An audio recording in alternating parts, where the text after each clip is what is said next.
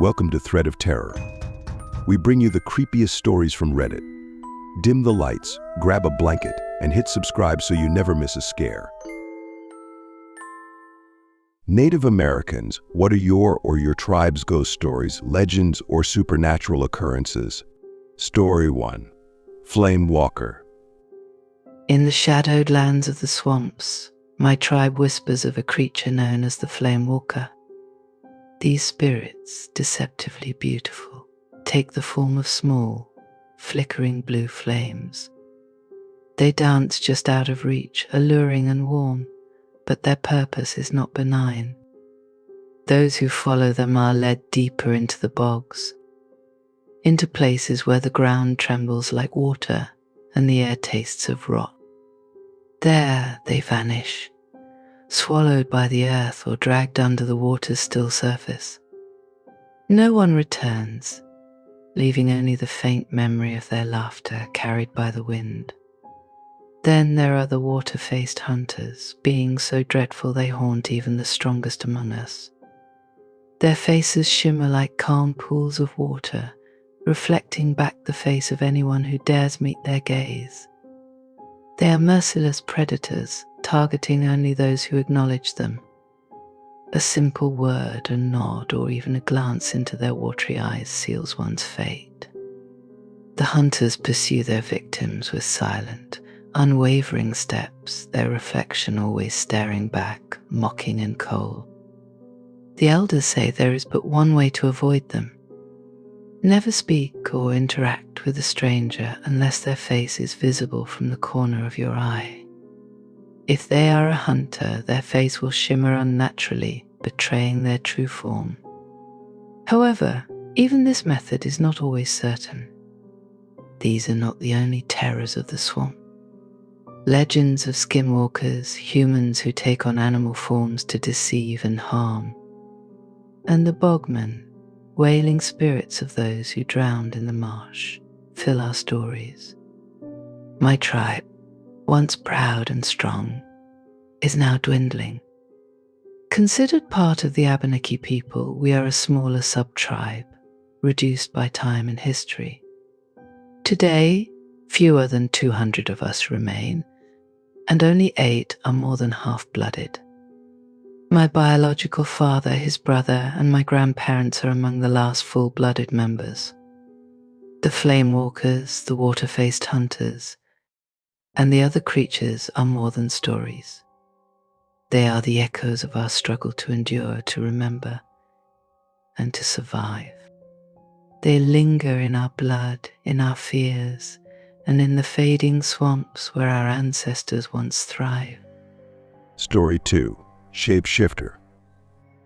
In rural Mexico, where traditions intertwine with whispers of the supernatural, my town holds a chilling tale about the Nahual. These beings, according to legend, were people who could transform into animals. Most Nahuals could take the shape of a single animal, but the most powerful ones could shift into many. In the early 1900s, there was a man who owned an expansive hacienda where my town now stands. His overseer was a figure of fear and fascination. The man was said to possess extraordinary abilities. He could deliver a message to the next state, hundreds of miles away, and return with a sealed response within a single day. Stranger still, he seemed to know everything that happened on the hacienda. Every secret, every action, as if he were always watching. The villagers whispered that he was a Nahual, a shapeshifter who transformed into a coyote to traverse the vast distances and keep watch over all. Fear of him grew, especially when it was noticed that his quarters were meticulously warded when he was absent. This detail only deepened the suspicion. According to legend, a Nahual sheds its human skin to transform, and the only way to kill one is to find and burn that skin. No one dared to search his quarters. The wards, objects imbued with protective symbols, seemed to warn against trespassing. People lived in quiet dread, always glancing over their shoulders, fearing the coyote's gaze in the darkness or the overseer's penetrating knowledge of their lives. Though decades have passed, the legend endures, a chilling reminder of the power and fear such beings inspire. The overseer's story is a haunting part of our local folklore, leaving many to wonder. Were the Nawales mere myths, or was the overseer's inhuman power real? Story 3. Supernatural Tales of Kauai. I am Cherokee, so technically I am a Native American speaker. That fact does not have much to do with this, but I thought I would mention it. What I am going to share comes from a different part of my identity. I am Hawaiian, living on the island of Kauai. Sometimes people claim Hawaiians are Native American because the United States controls Hawaii. Sure, let us go with that. Regardless of that argument, Hawaii is rich with supernatural lore and mythology. I want to share some of the most prevalent stories that I have heard. The Night Marchers. The Night Marchers are ghostly Hawaiian warriors. Their presence is heralded by the sound of drums and the glow of torches. If you encounter them, you must never look at them. You are advised to lie face down on the ground in respect. Failing to do so is said to provoke their wrath, and they can kill you. Even if you follow all the recommendations, survival is not guaranteed.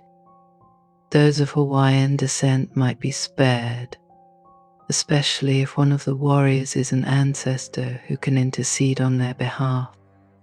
The Mermaid of Wailua River.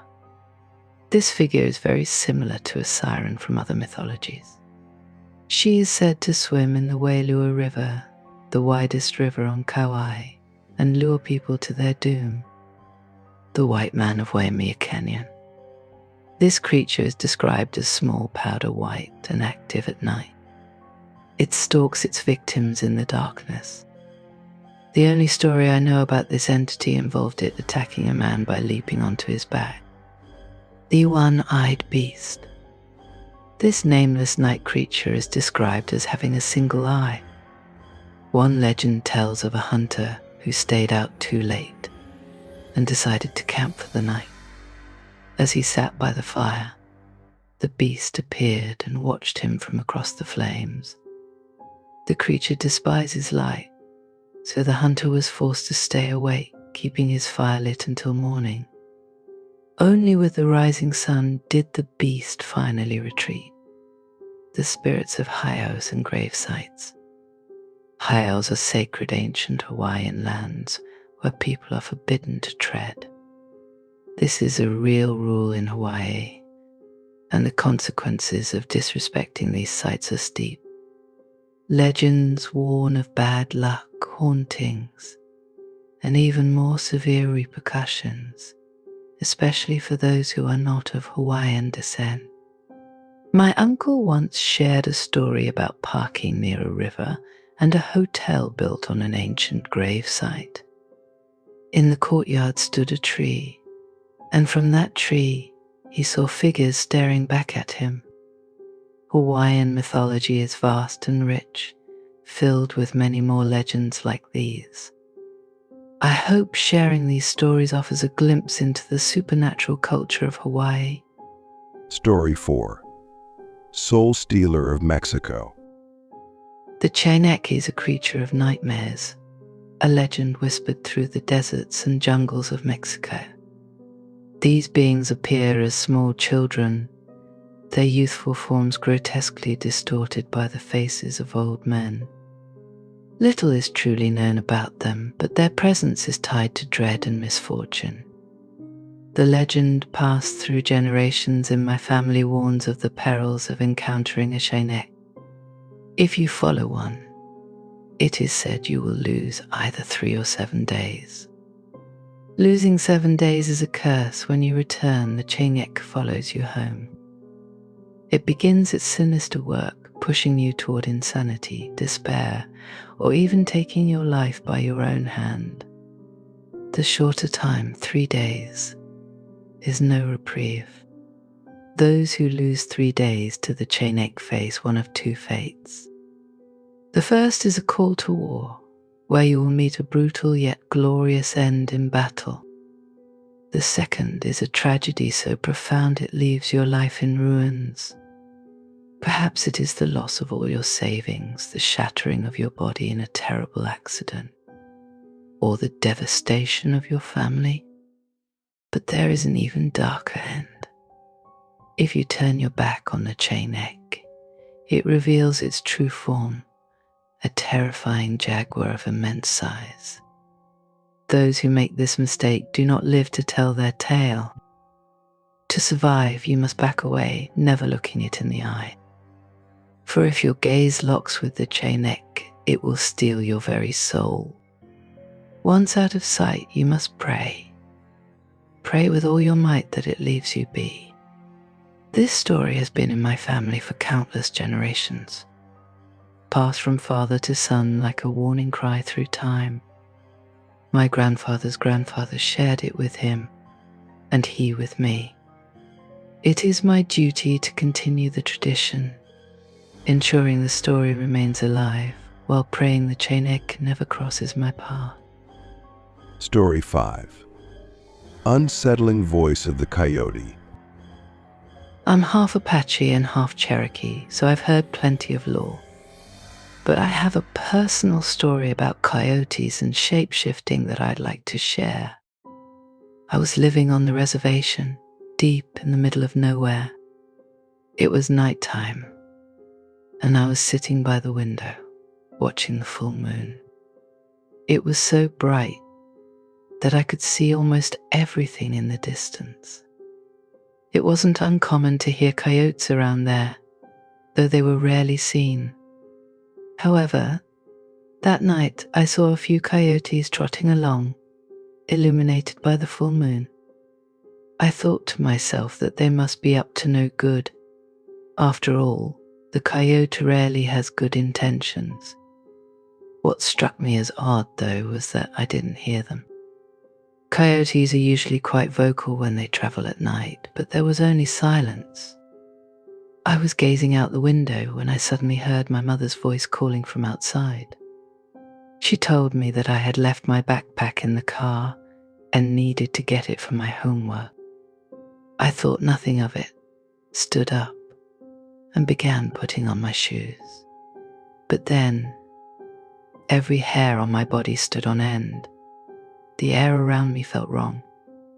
At that moment, my mother walked into the room from the kitchen and told me that dinner was almost ready and that I needed to wash up. She saw my shoes on and immediately sensed something wasn't right.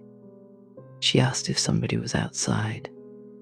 I replied, "Yes, you are." Of course, my mother had been inside the entire time. She had never been outside. I rushed to the window and looked out at the open field. To my horror, I saw a coyote standing in the full moonlight, staring at me. Then, in the most terrifying moment, the coyote stood up on its hind legs like a person. Slowly, it walked into the woods, disappearing into the night. I would stake my life on this story's authenticity. And it's not the only strange encounter I've had with voices calling to me when I was alone. Story 6. Evil Spirits of the Hill. In my culture, funerals are a time for respect and tradition, but they also carry a certain fear. We are told never to go outside or travel alone during these times, for doing so invites spirits to follow you. My grandfather and uncles would carve false faces, masks meant to ward off evil spirits. We have our typical legends, flying heads, little people who are said to be kind, though I think they've been misunderstood. Giant snakes, witches, but some stories are too frightening to share. There's one However, that still chills me to the core. And it's about a terrifying combination of shapeshifters and witches called Gehenna. These are evil spirits that haunt a specific hill near our reservation. The air around this place is always heavy, and at night it fills with an unnatural fog that makes the place feel alive, unsettling in the worst way. As I researched these spirits for a script I was writing, I came across a description that still haunts me. The Gehenna can transform into walking, disemboweled animals. Imagine seeing a deer, its insides hanging out, walking upright on two legs, slowly making its way toward you. The sight would be enough to freeze anyone with terror. It's not just the sight, either they chase their prey, relentless and terrifying. I don't think many people would last long in that kind of encounter. I know I wouldn't. If you ever find yourself near that hill at night, stay away. The Gehenna are not the kind of beings you want to meet, especially when the fog rolls in. The stories we don't talk about are the ones that always seem to be the most dangerous. The Gehenna are real, and their presence is a reminder of the spirits that still walk among us. Story 7. Faceless Wanderer. Long ago, in a Lakota village, there was a young man of remarkable beauty. His handsome appearance drew admiration from women across many tribes, but his vanity grew unchecked. Over time, he became cruel, arrogant, and dismissive of others, mocking anyone he deemed beneath him. Among his favorite targets was an elderly medicine man, whom he often called ugly and ridiculed at every opportunity.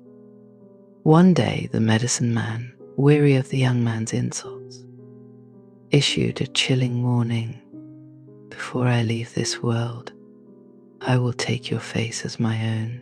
You will wander the earth forever, searching for it. The young man laughed, dismissing the old man's words as the ramblings of a fool. Within weeks, the medicine man passed away. The village mourned his loss, but the young man barely noticed, too consumed by his own pride. Then, one morning, he awoke to a horrifying reality. His vision was gone, replaced by a suffocating darkness. When he reached for his face, he found only smooth, featureless skin, where his eyes, nose, and mouth had once been. Panicked, he called out, but his voice echoed unheard. The villagers soon discovered his plight, and fear gripped their heart. They chased him away, convinced his curse was too dangerous to keep near. Since then, the young man, now known as the man with no face, has roamed the prairies, searching desperately for a replacement face. My uncle once claimed to have heard this faceless man speak during a sacred ceremony. While it is forbidden to share details of such events, he did reveal a warning often passed down by elders. They say you should never wander at night away from the safety of a light. Doing so makes you vulnerable to the man with no face. Worse still, whistling after dark is said to invite spirits, including him. If he hears you and deems your face suitable, he might take it. I have often ignored this rule, taking my chances, but you never truly know until it happens to you. Story 8. Spirit that Prays. Walking Sam lurks in the shadows of the Pine Ridge Indian Reservation in South Dakota, a sinister figure known to sow despair and death among the vulnerable. Towering at 7 feet tall, his gaunt frame is hauntingly thin, and his face is devoid of a mouth. When he stretches his unnaturally long arms, nooses dangle from them, carrying the spirits of Lakota children who have succumbed to his whispers. It is said that Walking Sam targets those who are alone, creeping into their thoughts and planting seeds of worthlessness and hopelessness until they can no longer bear the weight. His victims are often young people, drawn into his grasp by the darkness he spreads. Some who have seen him describe Walking Sam as resembling Abraham Lincoln, complete with a stovepipe hat. The name Walking Sam may even echo Uncle Sam, though his origins seem far darker. This malevolent figure is believed to have emerged when the Osity Sakowin, the 7 council fires of the Lakota people, were forced onto reservations. He is not a legend of the old ways, but rather an embodiment of the pain and evil brought upon the people during their displacement and suffering. Walking Sam's connection to Lincoln deepens the horror. Lincoln was president when the Lakota were being driven onto reservations. He also ordered the execution of 38 Dakota men the day after Christmas in 1862, the largest mass execution in United States history. To some, the idea of Walking Sam being a twisted reflection of Lincoln ties the supernatural terror to the real-life trauma experienced by the Lakota. Even Mount Rushmore, carved into the sacred 6 grandfathers in the Pahasapa, Black Hills, bears Lincoln's face, a reminder of what was taken. My father attended Holy Rosary boarding school at Pine Ridge in the 1940s and 1950s, but our family did not live on the reservation. My grandmother always warned us, saying evil stalked the people there. My father would never let us visit our cousins or uncles on the reservation. He believed the stories of Walking Sam and of despair stalking the land. To this day, his shadow haunts the Pine Ridge Reservation, a chilling reminder of the pain and suffering of the past. Thanks for joining us on this terrifying adventure. If tonight's story gave you chills, let us know in the comments below and share your own scary experiences too. Don't forget to leave a like if you want more nightmares and subscribe if you haven't already. Until next time, sleep tight and remember, not all shadows are empty.